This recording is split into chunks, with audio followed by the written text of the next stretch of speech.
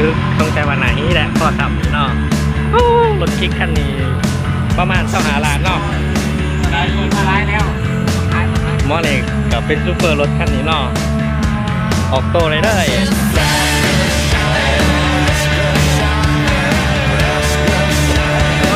อะไรก็ไร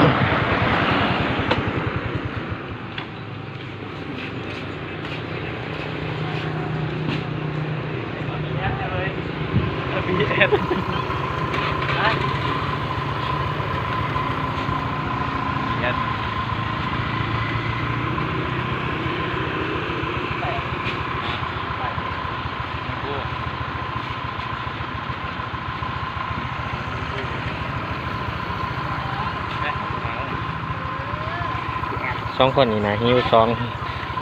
เกี่ยวกันเลยเกี่ยวกันเลยเดินมาเหมือนกันเลยพอติดรถเฉยไปปิดกรรมกรที่ไม่แบบพูดแบบไปแบบเสื้อขาวครับคนคืออะไรชื่ออะไรมันเป็นกล่อ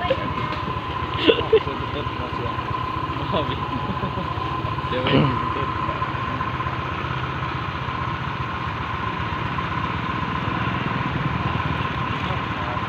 โอ้คือว่าเป็นตุ๊ดโมเมนต์เนาะลองลองเบื่อ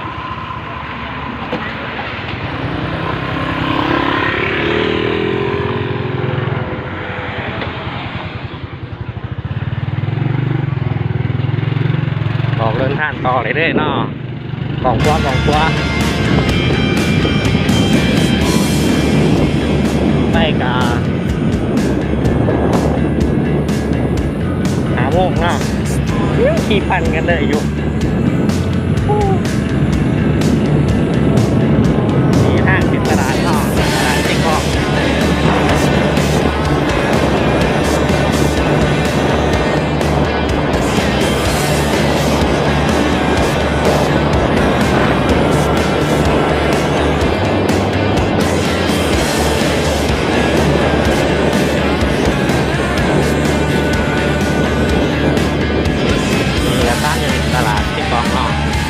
ตลาดเข้ากับโมยายไป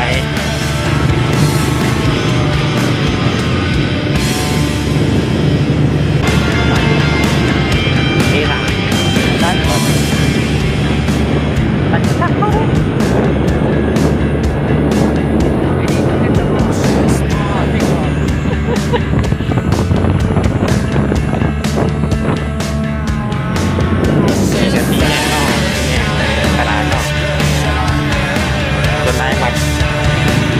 ทำกันหน่อยนะ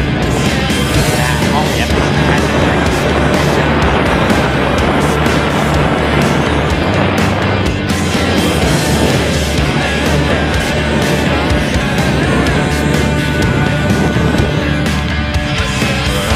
เป็นรั้วครับผม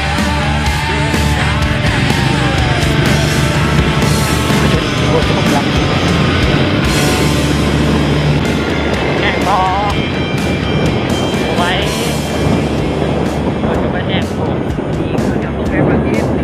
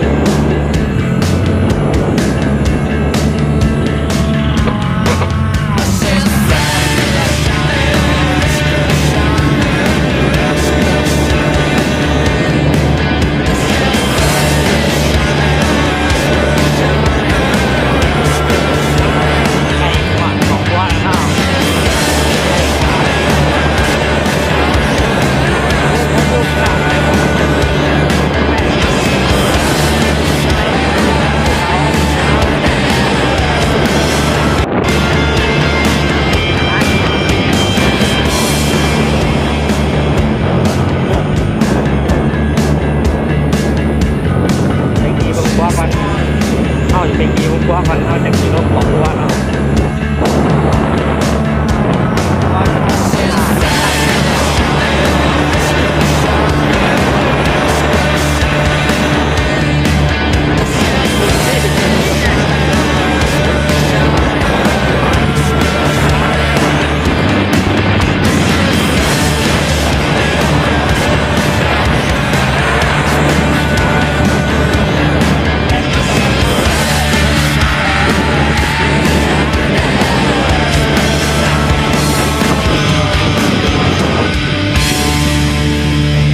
จะแทงหูก็บอกจะแทงหูก็บอก ถ่ายกูก่อนได้ไหมเฮ้ย ชุบแป๊บ ไปก่อน เอาค่ะชิมาทายหูกัน เนี่ยแข้งบ่ ไปลองเข้าทายหูแล้วกำลังสีลงกองครัวเนาะกะไป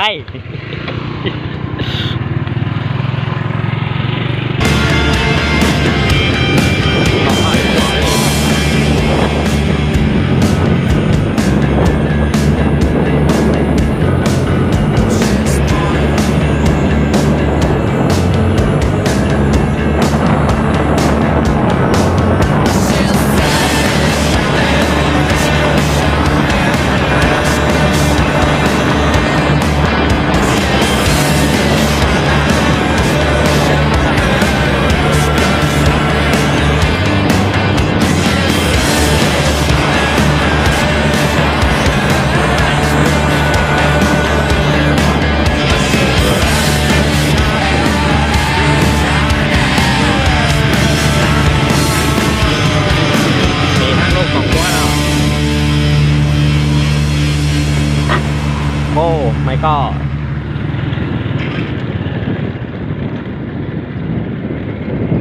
ก้นกาสีเมื่อเมื่อเดนเนาะมันคำมันเหมือนละเท่ากากระดังสีมาปิดหานว้า ถ่ายดิอันนี้ก็กองสายพันธุ์ อีกก็ทั้งเพื่อนอีกก็กองแห่อีกก็กองแห่คือกัน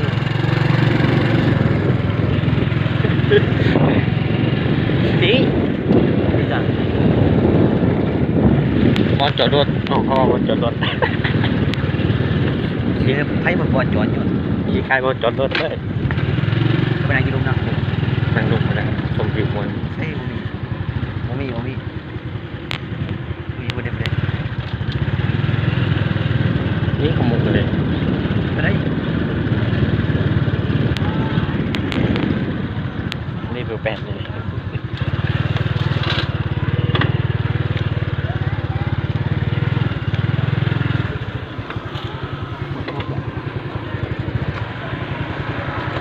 ห่อนบอลถึงจุดไม้เนาะ ไปสู้เนี่ย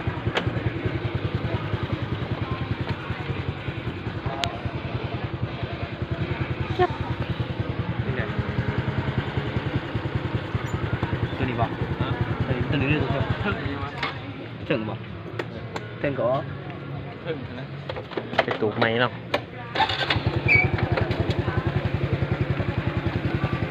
ยางเลย เฮ้ยดุนนี้มันมียาง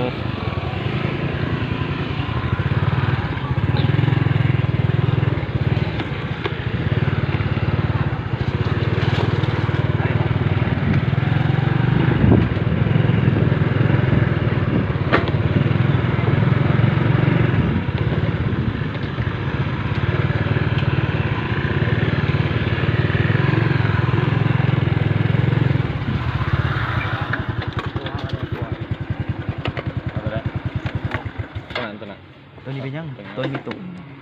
ตูก็เกาตูได้เปิด เป็นยังอยู่ในตัว นี่ตัวนี้ดิ ตัวมีตุ่มนะ จังหน่อยล็อกคอนี่ล็อกก็ได้ล็อกก็ได้ กูอยู่ใกล้ๆกัน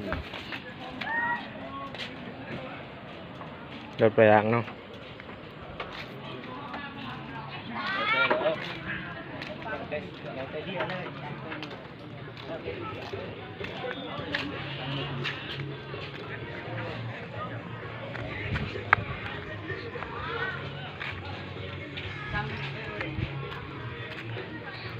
เปิดไฟอันที่เว้ย